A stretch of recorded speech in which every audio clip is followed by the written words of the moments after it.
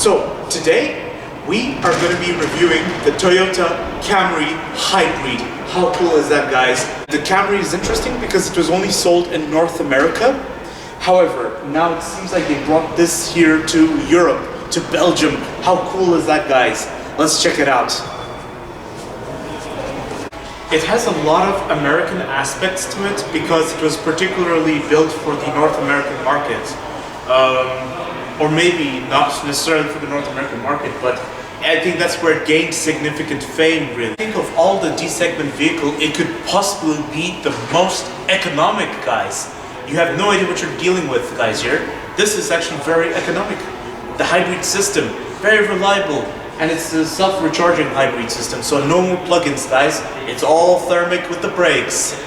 So this Toyota Camry is supposed to be Toyota's D-segment sedan, and it's supposed to rival with the likes of the Volkswagen Passat, the Renault Talisman, and the Opel Insignia. Now the question is, does it have what it takes to beat those rivals? We'll find out. So starting with the exterior design, I like how Toyota is trying its best to seal itself an identity. Like you can see here, they really have tried to maintain something. They had this kind of similar front in front of the Yaris. You want a car that can last the longest with a high mileage? This could be another of your potential candidates. There are countless amounts of Toyota vehicles with hybrid engines being used as taxis here in Belgium. It's very practical as well. Like you do have the practicality solutions in the rear. The boot is as big as it needs to be for a D-segment vehicle, and so this can also be good as a taxi. Now you have two kinds of taxis. You have the taxi drivers who invest a lot in luxury, so they buy a Mercedes E-Class. And then you have the other taxi drivers who try to buy something economic. And this is their usual candidate, a Toyota Camry. How interesting, guys. It's actually more interesting than the Toyota Prius, guys. It genuinely is, because the Prius looks a bit, it did create a sort of, it created an image which people like in terms of environment and eco-friendliness, but then it created a stereotype. It created an image which people don't like in terms of aesthetics. This Toyota Camry says to you that, look, I'm sorry about the experience you had with the Prius, guys, but we are not in that stereotype. We are more interesting than that. We drive better, we look better, and we have more practicality solutions. And, well, that's just basically it. We're reliable. Oh, this looks exciting. So, let's see. This is nice. It's very nice. Okay, so interesting. Okay. Alright, the design on first glance looks very non-conventional. It's like no other car I've seen on the road. That's a positive note. However, as you delve closer, you then start to notice how busy the interior is. This is very, very interesting. One thing I have to really admire about this is I just like the instrument cluster, you know? How you have the speed and the rev counter, and then separately you have the heat, the engine temperature, and the fuel gauge. That's really nice. I like the way the instrument cluster is laid out. That's very, very nice. When it comes to equipment, it seems very well equipped. I'm impressed. Okay, and so here in this area it's the climate control. Nice. And then you have the infotainment system. I like how you can see my reflection, guys. This is so good, but just the only problem though is that it looks like piano black and everything, so you get to see dust very easily when it lies there. But it's okay. I mean, yeah, it's fine. It's not a big deal. And you get a phone recharge, a wireless phone recharge. How cool is that? And some extra storage hiding under there. Whee, that's nice.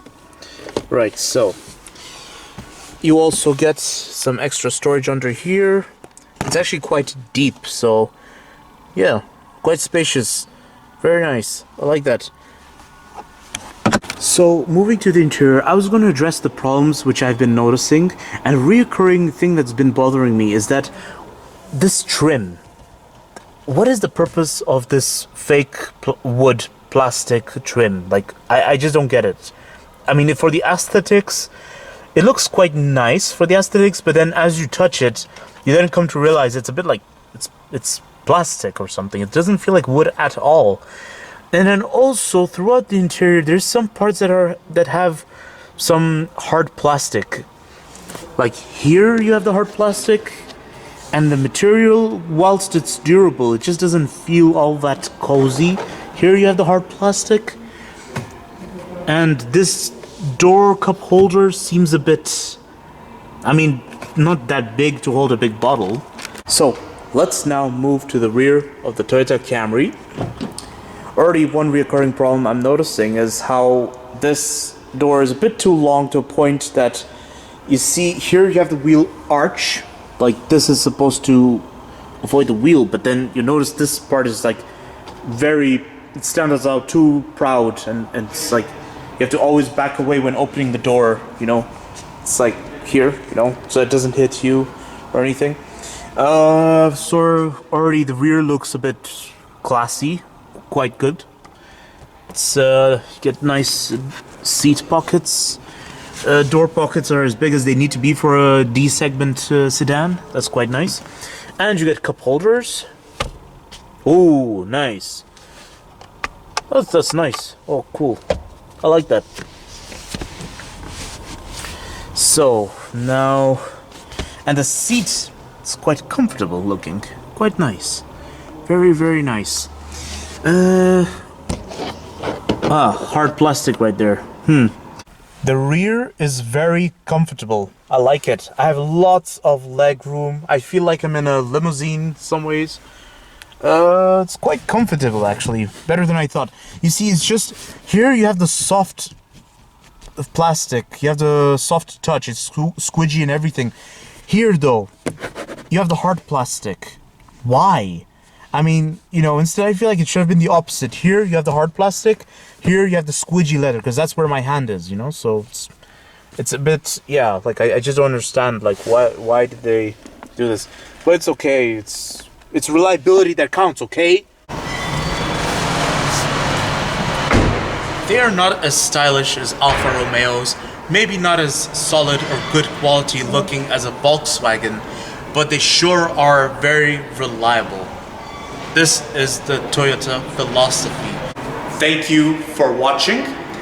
Please don't forget to like and subscribe, and stay tuned, because we are not doing it only based on facts, people. We're doing it also based on opinions. So please stay tuned, guys.